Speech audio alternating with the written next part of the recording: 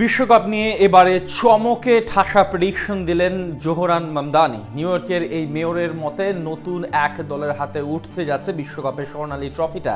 আর নিজের করা সাহসী প্রেডিকশন নিয়ে মামদানি জানান, বিশ্লেষণ করে নয় বরং হৃদয়ের টান থেকে এমন প্রেডিকশন করেছেন তিনি। কোন সেই দল মামদানির মতে যাদের হাতে উঠবে ফিফা বিশ্বকাপ, সে কথাই জানবো রিপোর্ট।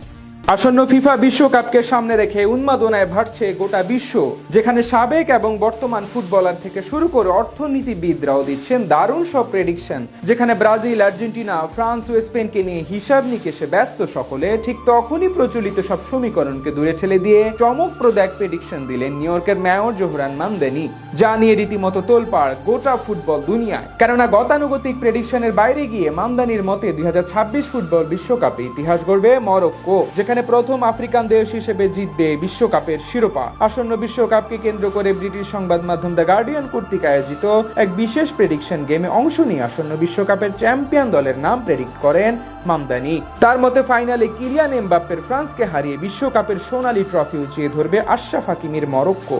আর নিজের এই সাহসী পূর্বাভাসের ব্যাখ্যায় নিউ ইয়র্কের মেয়র বলেন, আমি বিশ্লেষণ করে নয় বরং হৃদয়ের টান থেকেই মরক্কোকে বেছে নিয়েছি।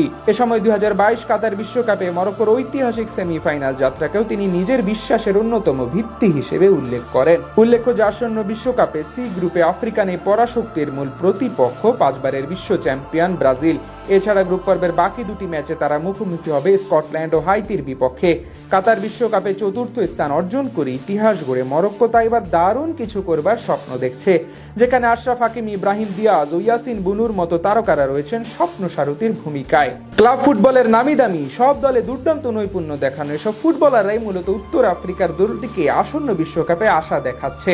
এমনিতে দলটির সাম্প্রতিক ফর্ম বেশ আশা জাগানিয়া। যদিও গ্রুপ পর্বে ব্রাজিলের বিপক্ষে ম্যাচটি বেশ কঠিন হলেও স্কটল্যান্ড ও হাইতির বিপক্ষে জয় তুলে নিয়ে সহজেই নকআউট পর্বে যাওয়ার সামর্থ্য রাখে মোহাম্মদ ওয়াহাবির শিষ্যরা। এখন প্রশ্ন হলো, মামদানির প্রেডিকশন সত্যি প্রমাণিত করে মরক্কো কি সত্যি শিরোপা জিততে পারবে? পরিসংখ্যানের আলোকে গত বিশ্বকাপের সেমিফাইনালিস্ট এবং ফিফা র্যাঙ্কিং এর শীর্ষে 10-এ থাকা দল হিসেবে তাদের উড়িয়ে দেওয়াও যায় না, কেননা দলটির রক্ষণভাগ অত্যন্ত সুসংহত এবং যে কোনো বড় দলকে চমকে দেওয়ার সামর্থ্য তারা আগেই প্রমাণ করেছে।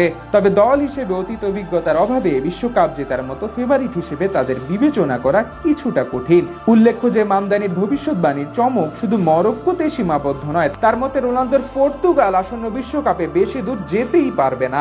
রাউন্ড অফ 32 থেকে বিদায় নেবে ইউরোপের এই দলটি। উগান্ডায় জন্ম নেওয়া মার্কিন এই নেতা এ সময় ফুটবলের প্রতি নিজের আবেগের কথাও তুলে ধরেছেন। তিনি জানান, 2010 বিশ্বকাপে লুইস সুয়ারেজের বিতর্কিত হ্যান্ডবলের কারণে ঘানার বিদায় দেখে স্টেডিয়ামে তিনি ভেঙে পড়েন। এবারও ঘানাকে নিয়ে আশাবাদী বলে জানান তিনি। তবে বিশ্বকাপে আফ্রিকার এই দলটি খুব বেশি দূরে যাবে বলে মনে করছেন না নিউ ইয়র্কের এই মেয়র।